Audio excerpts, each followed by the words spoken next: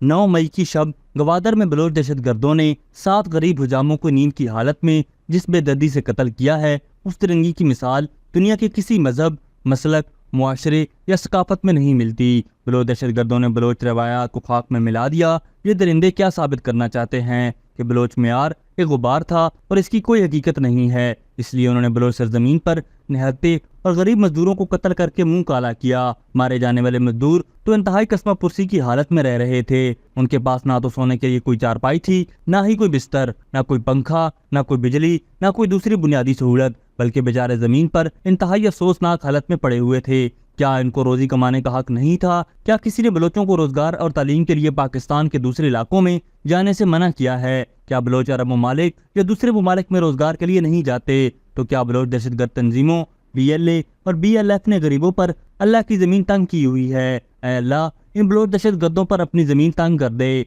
जिस तरह इन्होंने आपकी मखलूक के ऊपर आपकी जमीन तंग की हुई है। ऐ अल्लाह, ये दहशत गर्द ना तो आपके अहकामात को मानते हैं और ना ही आपके रसूल के। ऐ परवरदिगार, इन बलोच दहशत गर्दों को तबाह बर्बाद कर दे, जिन्होंने गवादर में बेगुनाह मजदूरों को कत्ल किया।